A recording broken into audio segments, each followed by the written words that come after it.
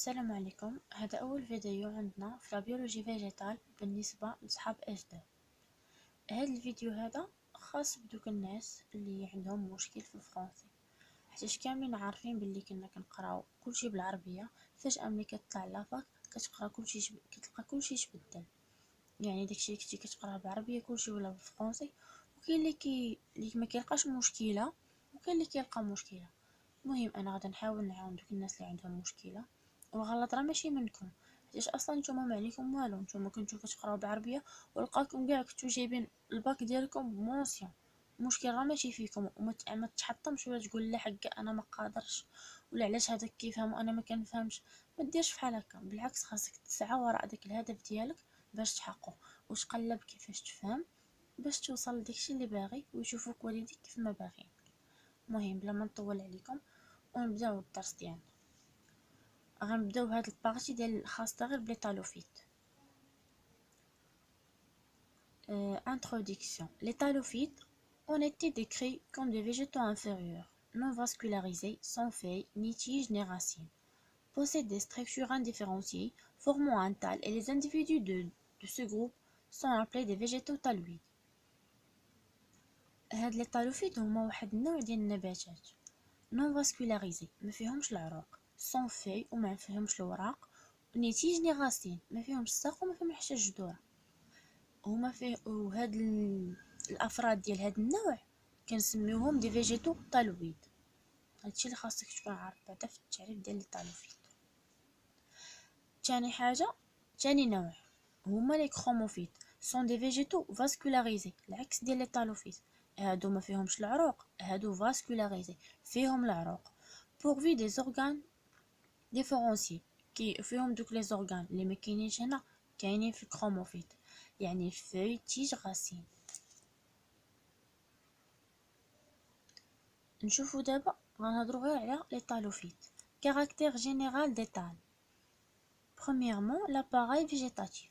C'est la partie de l'individu qui assure sa croissance et son développement et qui par conséquent réalise toutes les fonctions nécessaires à l'accomplissement de ces deux processus. هاد لاباراي فيجيتاتيف هي اللي كتساهم لينا في النمو ديال ديك النبته، وهي اللي كتوفر ليها دوك لي فونكسيون اللي خاصينها، وهي اللي كتعطيها ديك الخضوره ديالها، هي اللي كتعطيها لها، هي المسؤوله عليها. يعني باختصار هاد لاباراي فيجيتاتيف كتساهم لينا في نمو ديك النبته. تاني حاجه l'appareil reproducteur. L'appareil reproducteur il assure la multiplication de l'individu. هي اللي كتساهم لينا في التكاثر ديال داك الافراد باش يوليو عندنا بزاف. On connaît chez les talophytes deux modes de reproduction. كاين عندنا جوج ديال لي مود ديال التكاثر كنا كنعرفوهم، سيكسيي و اسيكسيي. نبداو بلا reproduction sexuée. Mode de reproduction le moins fréquent et plus aléatoire. Un nouvel individu met de la fusion de types de cellules reproductrices, gamètes, puis une fécondation. هنا كيكون عندنا اتحاد خليتين وكيكونوا فيهم الامشاج، من بعد كيوقع علينا الاخصاب.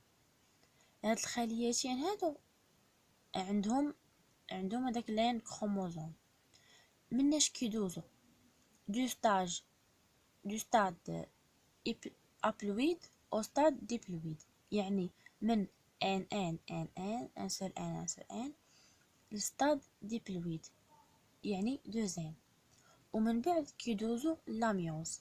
هذيك لاميوز عاوتاني كيوقع فيها من ستاد ديبلويد لابلويد، يعني من دوزين الى ان. واضح هادشي. من بعد نشوفو دابا la reproduction asexuée.